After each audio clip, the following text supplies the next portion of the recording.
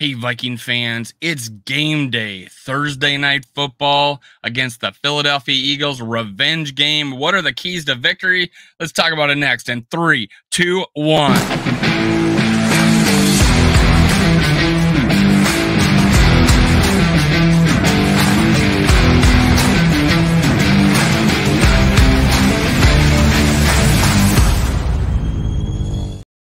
Gather around, Skull brothers and sisters. This is Skull World, brought to you by Minnesota Sports Talk. I'm your host, Dave. You can follow me on Twitter, TikTok, and Facebook at Skull World. Let's go. Let's go. Do me a favor and Hulk smash the YouTube algorithms by clicking like, smash that like button, and when you got a chance, and since you're subscribed already, of course you are, go in to subscribe on your phone, and you can ring the bell to activate the notifications. Let's go. Let's talk about keys to victory. One big key, and it's all centered around Kevin O'Connell, man. All around Kevin O'Connell. He's got to prep these guys, get them ready for the game. I think we could do it, man. I think we could sneak it out. The Eagles did not have a great game. They won. They were out yardage just like Buccaneers were against us, but they won. And they had 2 chances of losing that game at the end. They couldn't get it on 4th down, gave them even a second chance to win that game. Patriots could have won that game. Could have, but Eagles defense held on at the end. They were holding on tooth and nail to win that game. Eagles fans weren't happy about the victory. They got the victory. They're sure they're happy about it, but they were worried about it. 250 yards offense, 170 yards throwing. The running game wasn't there. Man, they gave up 300 some yards to the Patriots quarterback who nobody likes, right? So let's think about that. They got things to work out too. We got things to work out too. And we have a little bit of a history of Thursday night football games. We're 3-0 since 2019. And we won the Thursday night Thanksgiving Day game. No bigger spotlight than that game. The primetime late game, we beat the Patriots. Let's go. And just to show you, Kirk Cousins on Thursday Night Football. He sucks on primetime's game, right? Sucks on primetime game. That's the narrative. 3-0 since 2019. 67 for 94 completions, 71 completion percentage, 266 yards per game, 5 touchdowns, 97 passer rating, 29.3 points per game, 3-0 record. But he sucks. 29 points a game. Would you take that?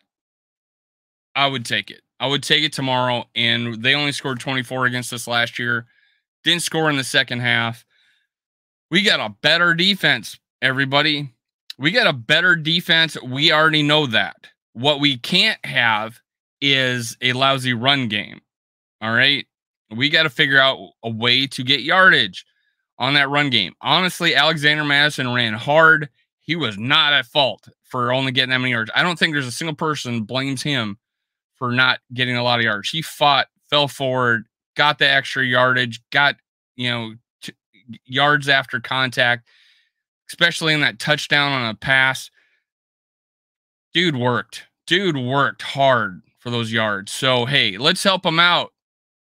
I'm just a point out, we cannot pull a guard against Vita Vea at the goal line away from Vita Vea and let him trail and smash a running back. We can't do that in this game.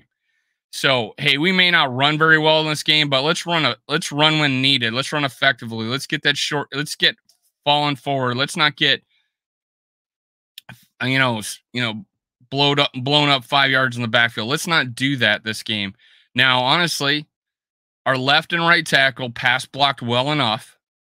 Right tackle especially. Brian O'Neill had a hell of a game. And you know who had a hell of a game pass blocking? Cleveland.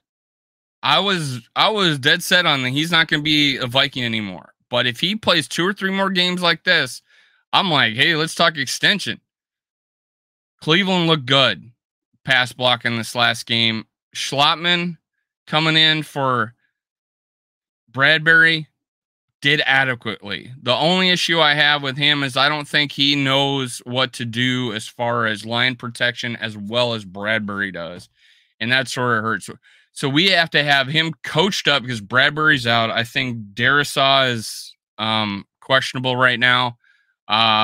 Honestly, when Udo came in, I watched, he looked pretty good. He finished out the half for Darisaw. He didn't have a problem. We even drove down and almost scored. Which brings me, which brings me to this. Well, let's just talk about Ingram first. Ingram, Kevin O'Connell needs a short hook moving forward on Ingram. Give him a chance, I guess, to start today. But man, you cannot let that guy continue to do what he's been doing. Preseason, not just his first game, but he did it in preseason. Didn't look very good. But hey, I'm rooting for you to turn your career around here, man. What better to do it on Thursday night football against the Eagles, the world-beating Eagles? Come on, man. Let's go. That's what I want to see. I want to see fight. We saw fight in almost every single Viking in that game. There was no give up, nothing. People fought all game. I'm tired of seeing Ingram turned around looking at the quarterback. He's not supposed to do that in a play. He's not supposed to be his back to the field and looking back at the quarterback as he watches this guy racing to end Kirk Cousins' life. So that's got to change. Kevin O'Connell needs to make the tough decisions. Another tough decision. Addison is our number 2 wide receiver. Play him like that. No need to have him out on 22 2 receiver personnel packages. No reason to have him out of the game. He should be in the game. It looks to me early on, Kirk Cousins has got better rapport with Addison than he does KJ Osborne, which is crazy. You'd think it'd be the other way around, but Addison's the better receiver. Play the better player. Play the better player at right guard, which is Brandel. You have to put the best players on the field. So let's see that tonight. Let's see it tonight. Hopefully. Now, play calling, Kevin O'Connell, man. You can't start late season behind or late game behind the, you're behind, you're in the fourth quarter. You cannot start out plays where, you're 3 yards behind the line of scrimmage on second down. Now you're second and 13. You cannot start out drives like that anymore. Kirk, deliver the ball. Even if it's KJ Osborne out there, find a way to have better rapport with him because there's 2 first downs we could have had, but you underthrew one, you overthrew the other. He caught one of them, but short of the sticks. And Kevin O'Connell had the thought to go for it on 4th down. There's 2 times in that game, 4th down would have been, no one would have blamed you. Half yard for a first down or the 4th and whatever 5 that after that Addison miss, you could have, we had 4 minutes left in the game. You got to go for it. The worst thing, have your defense hopefully stops them. They kick a field goal maybe, and you still have 2 minutes to go to score a touchdown. Do it. You did it in the end of the first half of the minute 9. Come on, go for it. Don't put our offense on the field. Give us a better chance to win that game. Come on.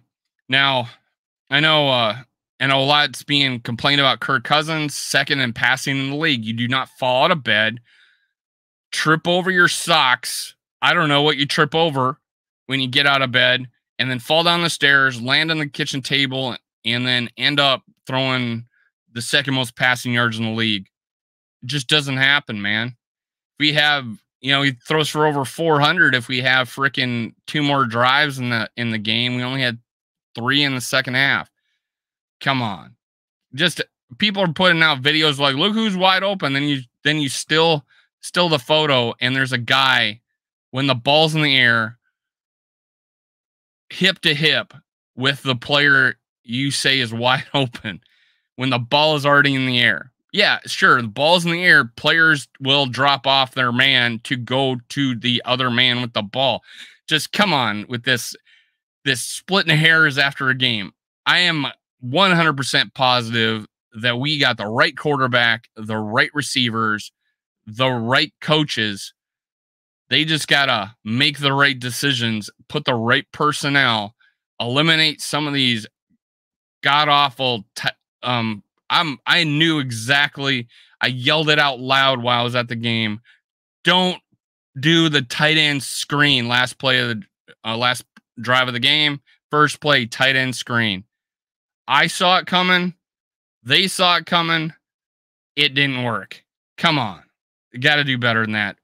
Today, I am pumped. I said 24-20. We're going to sneak this one out because they're still figuring things out.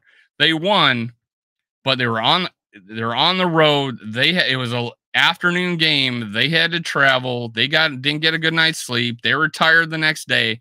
Our guys went to bed and were hungry because they know they lost one that they should have won, and they're angry. They're angry. We want it more than they do tonight. Let's go do it, man. Let's go do it. It's a tough game. Our offensive line has to just bite and scratch. And just don't make any mistakes, for heaven's sake, and jump off sides or start early. Just don't do crap like that and give us a chance. I don't care if you get a holding penalty. You get away with a few of them, man. You'll get away with a few of them. Just save your quarterback for the next play. Let's go. Skol Vikings. I'm ready. I don't know about you guys, but I want this one bad. I'm going to go live tonight. Be there.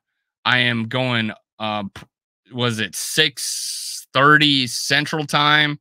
I'm going to be with Johnny NFL. We're going to do the pregame. Let's go.